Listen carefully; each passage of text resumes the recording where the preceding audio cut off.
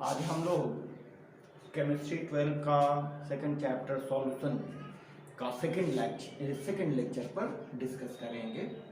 Second lecture में हम लोग देखेंगे कि types of solution very simple topic जो आपके एनसीईआरटी बुक में भी अवेलेबल है। कोई वैसा बहुत इम्पॉर्टेंट टॉपिक नहीं है, लेकिन फिर भी उसकी जानकारी होनी चाहिए। कभी कभी कुछ एग्जाम्पल्स उसके एग्जाम्स में दे दिए जाते हैं, इस पॉइंट ऑफ व्यू से थोड़ा सा इम्पोर्टेंस रखता है। टाइप्स ऑफ सॉल्यूशन करने के बाद हम लोग फिर देखेंगे कुछ कॉन्सेंट्रेशन टर्म्स, और उन कॉन्सेंट्रेशन टर्म्स की क्लैरिटी के लिए कुछ न्यूमेरिकल्स बनाएंगे। ठीक है, तो आज हम शुरू करते हैं टाइप्स ऑफ सॉल्यूशन। जैसा कि लास्ट वीडियो में हमने बताया था आपको कि टाइप्स ऑफ सॉल्यूशन को कन्वीनियंट ऑफ स्टडी के हिसाब से हमने 3 पार्ट में डिवाइड किया था, depending upon the physical state of solute and solution. तो यहाँ पर हम लोग तीनों पार्ट को 1 बाय 1 करके देखेंगे। आइए देखते हैं। इसमें फर्स्ट पार्ट है, पार्ट ए को हमने गैसियस सॉल्यूशन के लिए रखा है। तो गैसियस सॉल्यूशन, यहां पर सॉल्वेंट देखें, सॉल्वेंट गैस है। तो जैसा कि मैंने पिछले वीडियो में भी बताया था कि it is the solvent which determines the physical state of solution. Solution का जो फिजिकल स्टेट होता है वो डिटरमाइन करता है सॉल्यूशन के फिजिकल स्टेट को।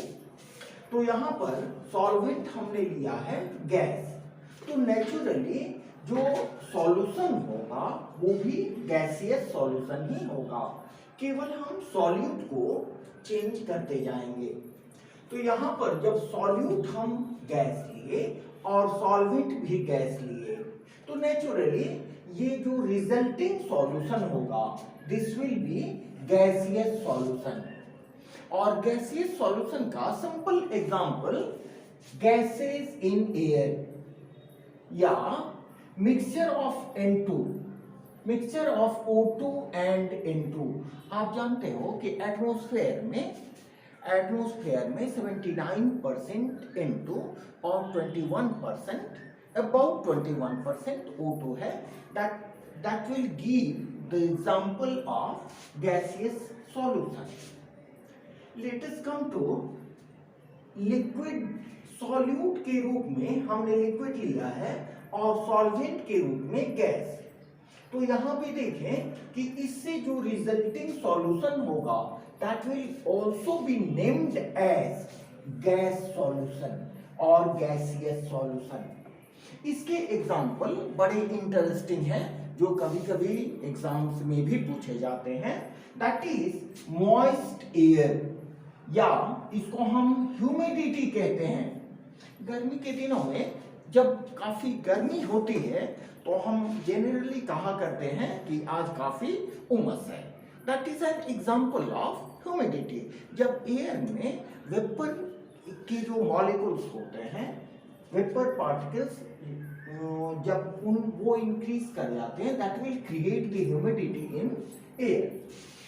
लेट अस कम टू, जब हम सॉल्यूट के रूप में सॉलिड को लेते हैं और सॉल्वेंट गैस होता है, तो naturally the physical state of solution will be determined by the solvent and hence the solution will be gas solution or gaseous solution।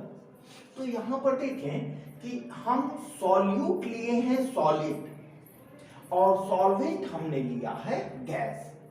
तो इसका बहुत एक्सेलेंट एग्जांपल है कैम्फर इन एयर। हम जानते हैं कैम्फर को हम खुला छोड़ देंगे तो it will sublimate. That means what is sublimation?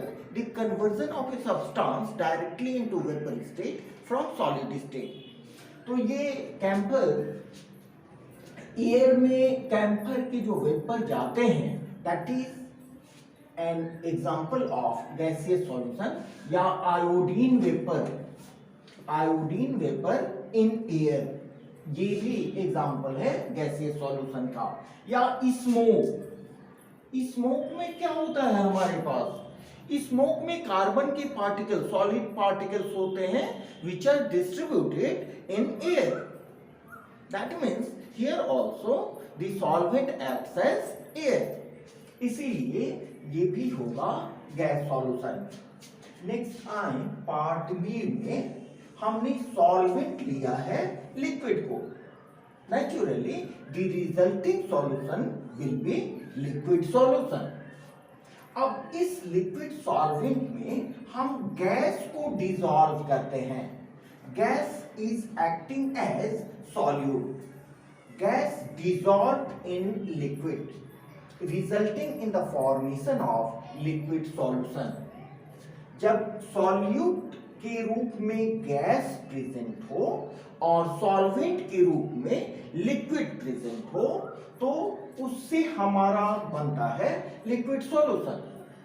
जैसे एग्जांपल, बड़े इंटरेस्टिंग एग्जांपल है, जितने भी कोल्ड ड्रिंक्स आप पीते हो उस कोल्ड ड्रिंक्स में कॉम्प्रेस्ड वे में CO2 प्रेजेंट होता है। कोल्ड ड्रिंक्स में लिक्विड में CO2 को कॉम्प्रेस करके सील कर दिया जाता है and CO2 is dissolved in cold drinks और सोडा वाटर और cold drinks, that is these are called aerated drinks, that means air dissolved in soda water or cold drinks। यहाँ oxygen is dissolved in water, जिससे जो भी aquatic organisms होते हैं वो water में डिसॉल्व्ड ऑक्सीजन को अपने रेस्पिरेशन के रूप में यूज करते हैं। तो यहां देखिए कि ऑक्सीजन गैस के रूप में है which is acting as solute. Oxygen solute के रूप में काम कर रहा है, जबकि सॉल्वेंट के रूप में लिक्विड वाटर काम कर रहा है और जो फिजिकल स्टेट होगा सॉल्यूशन का वो लिक्विड सॉल्यूशन होगा।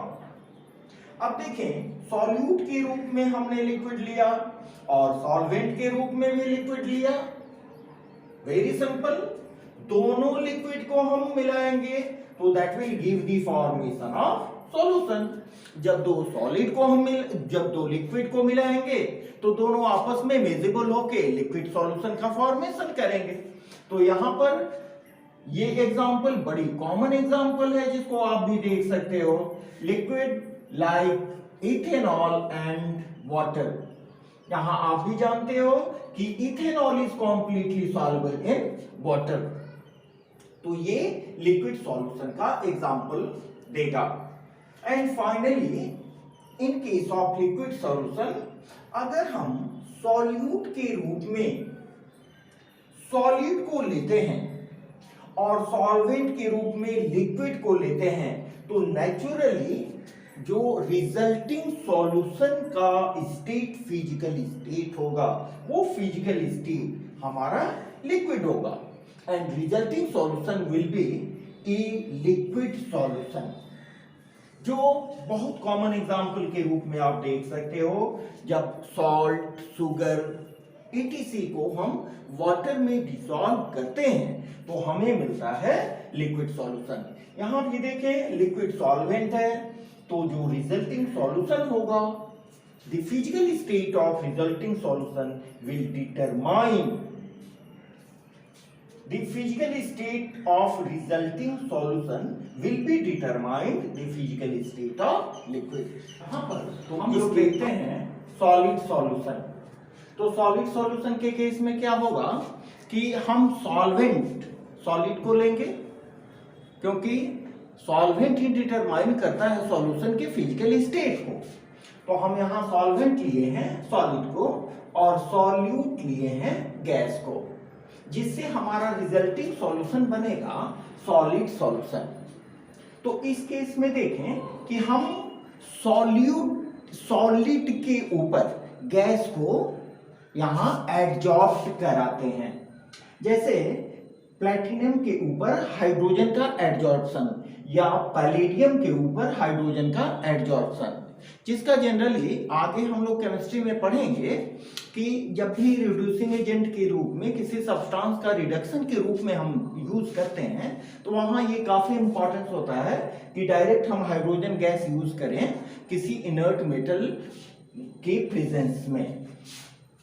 This is solid solution. अब यहां पर देखें सॉल्यूट के रूप में हमने लिक्विड को लिया है, but solvent here also remains in as liquid a solid.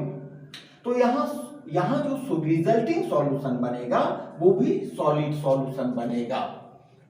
तो यहां हमने सॉल्वेंट को सॉलिड लिया है, इसलिए सॉल्यूशन भी सॉलिड सॉल्यूशन होगा। जैसे एग्जांपल में हम देखें NaHG, यहां सोडियम मेटल जब मरकरी के साथ होता है that is called amalgam, amalgam of mercury with sodium metal.